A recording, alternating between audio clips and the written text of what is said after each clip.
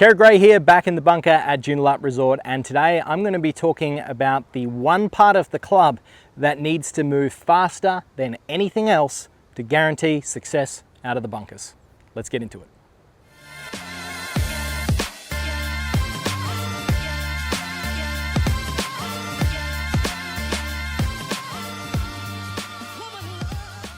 Now, without a doubt, one of the biggest errors that I see players make in the bunker, and this usually stems from poor setup positions leading into anxiety over how much speed to create, is a lack of speed when hitting greenside bunker shots. So very often I'll see players with poor setups. They'll stand too close, too tall. Essentially, they're trying to aim precisely back and behind the golf ball. And when they do that, if they catch it pretty well, then the ball's going to rocket over the back of the green. So not exactly confidence inducing. And over time, they learn to not hit the golf ball as hard. And before they know it, they're playing a game of ping pong, of not getting it out, then hitting it too far over the back of the green. And then it just goes on and on and on. So today I'm going to be talking about an easy way to rectify that and how to think correctly about how to move this golf club to almost guarantee that you're going to get that golf ball out of the bunker. Okay, so starting off, once we've got our setup position, I've got some videos out on my channel which talk a lot about how to set up for a bunker shot, but we'll quickly gloss over those. So wide flex stance, ball position forward, body positioned over to the left hand side. You can slide your left hand down your leg so it sits on your kneecap in this position here. Now the speed, and this is the most important part of your bunker play, is to ensure that the club head is creating the speed. So essentially we want this club head from the address position to travel a long way in the backswing, come down, work through the sand, and travel a long way in the follow through. Very often I'll see players maybe with intent try and make a big backswing, but then drive the handle forward and the club head stays low. You can see my body reacted by shifting back. That's going to cause a slew of errors with your contact. So let's have some practice swings. We're wide, low, flex stance, leaning forward. From here, I'm feeling that the club head is working a long way up in the backswing. The way that we do that is with a lot of wrist hinge and a lot of arm fold. You can feel like this golf club is a short distance away from our body. In the sand, we don't need a great deal of turn because we're not necessarily going for a lot of power to send this ball a considerable distance. We're looking more for a focus speed down at the golf ball.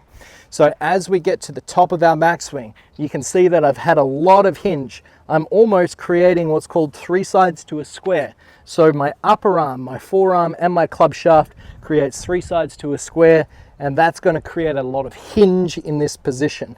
From the down the line view, as I get into this position, once again, you can see there's not a great deal of distance between that club shaft and my body, and that club head has traveled a long way. Now, the benefit of feeling like you're moving this club head a long way is you can see that I'm standing and positioned over the ball. If I'm trying to turn off the golf ball, as soon as I start shifting around too much, that's going to cause some issues with my contact as well. So, into our good address position, really feeling like our arms are hinging and folding up. The golf club's moving a long way up in the backswing. Then on the way down, I want to feel the exact same thing on the follow through. I want to feel from this top position, the golf club head is coming down underneath the ball, but then re-hinging on the follow through. So once again, you can see that I'm creating three sides to a square on the opposite side. So club head moving a long way backswing, club head moving fast down underneath the golf ball, very wristy, very armsy, and then also, once again, you can see the club head finishes very tall and above me on the way through. So let's try it out. So club head moves a long way back, long way under, club head finishes high. You can see there was quite a considerable amount of speed. Now, don't get me wrong, if you do not have the correct setup, so if you don't have a wide stance and flex knees, and you do this motion, you will send that golf ball a long way. So let's use this as an incentive to get that set up in a great position. Wide stance, flex knees, leaning forward.